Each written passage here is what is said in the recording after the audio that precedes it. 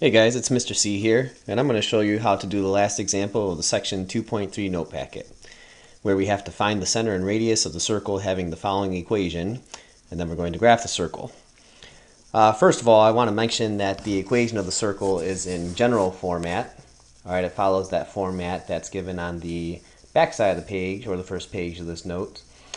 And the strategy would therefore be to put this equation of the circle in standard form.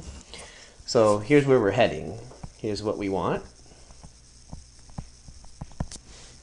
We want to somehow convert the equation that's in general form here to standard form. So as a quick reminder what that is, it goes parentheses x minus h quantity squared plus parentheses y minus k quantity squared equals r squared.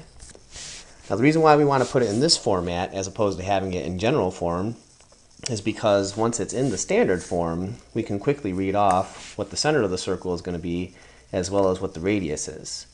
As a quick reminder, the center, based on the standard form here, is given by h comma k, and the radius is given by r. Alright, so just exactly how do we convert this general form equation to a standard form?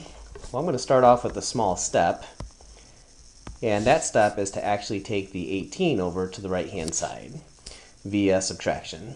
So essentially we're just going to subtract 18 from both sides.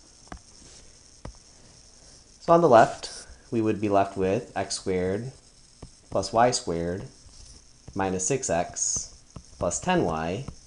And on the right hand side, we'd have negative 18.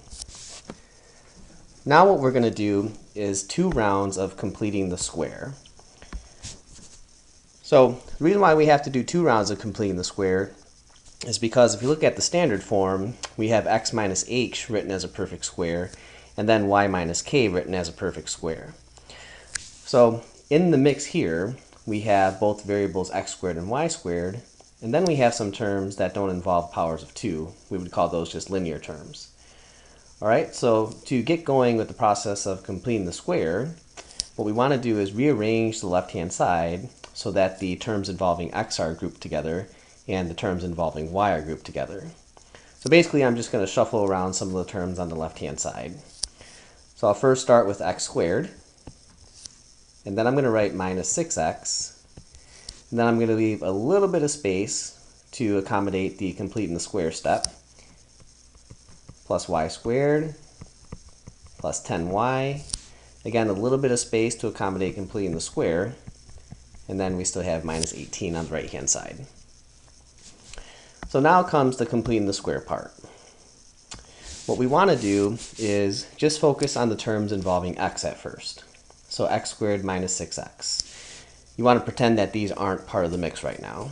So if you pretend that these two terms aren't there, you'll see that this is in the format of x squared plus bx equals c, which is something we discussed in section 1.3. So here's what I mean. Without the y squared and the 10y, if we just pretend they're invisible right now, we have x squared minus 6x equals negative 18.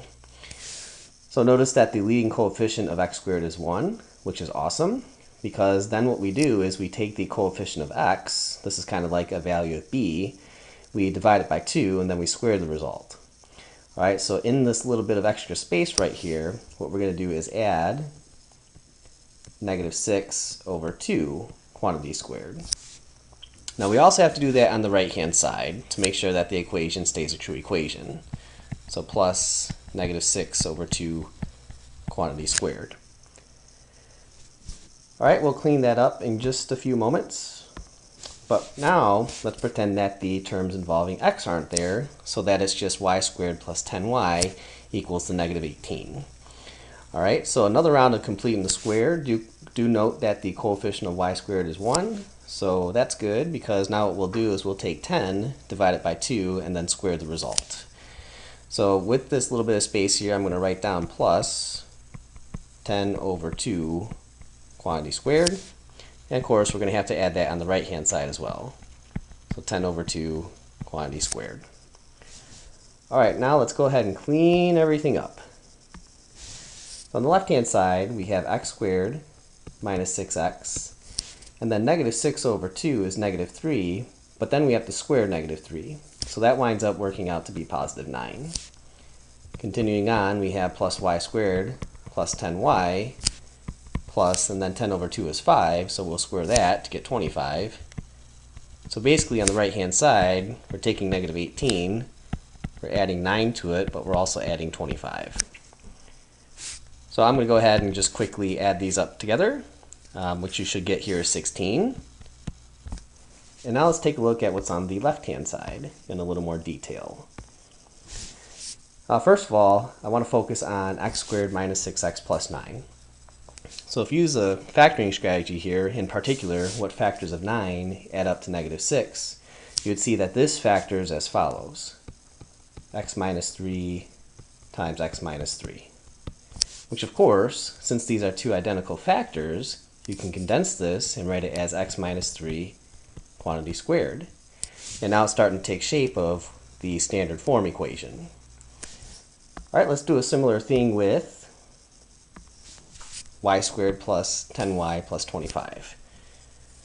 Alright, if you go to factor this, you basically want to figure out what are factors of 25 that add up to 10, and you'd quickly find out that the two factors are both 5. So this will factor as y plus 5 times y plus 5. And very similar to us taking x minus 3 times x minus 3, writing it as x minus 3 squared, we can go ahead and condense this as y plus 5 quantity squared. Alright, so I'm just going to go ahead and rewrite the rest of the equation. And now you can see that it's in the standard form. So with it in standard form, we now want to pluck out the center and the radius. So for the center, I have a little trick for you.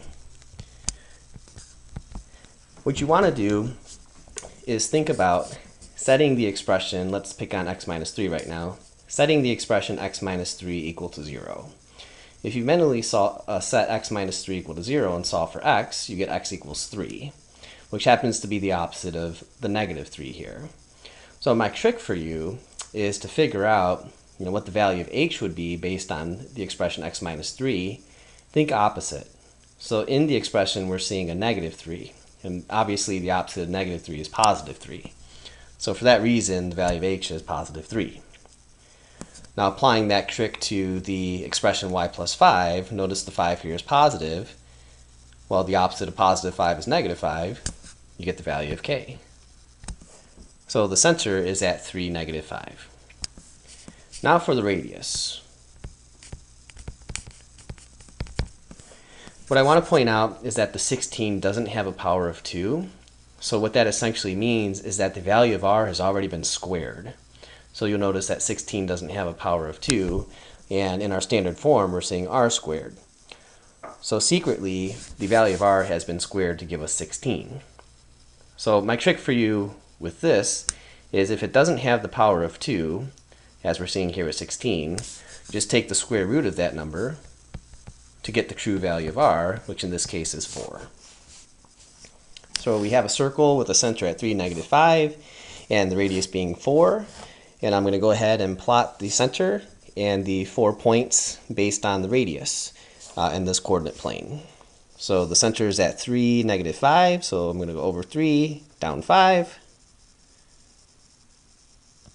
There's where our center is at. And now I'm going to make use of the radius being 5. And as I was demonstrating in class, the radius being 4. And as I was demonstrating in class, what you want to do is start at the center. And your first point on the circle will get by going up by 4 units from the center. So here I am at the center. I'm going to go up by 4 units. 1, 2, 3, 4. Oops. There we go. And go back down to the center, and now we're going to go down by 4 units. So there's a second point on the circle. And go back to the center, and now go left by 4 units. All right, last but not least, go back to the center and go right by 4 units. The very last thing to do is to draw the circle out. So we're going to go ahead and connect these 4 points together in a circular fashion.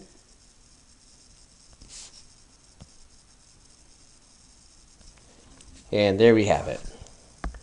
Very last thing I want to do here is just label the center. Okay, that's at 3, -5. And I also want to indicate on the diagram that the radius is 4 units. So I'll do that by putting a little brace here, and I suppose we can just say r equals 4.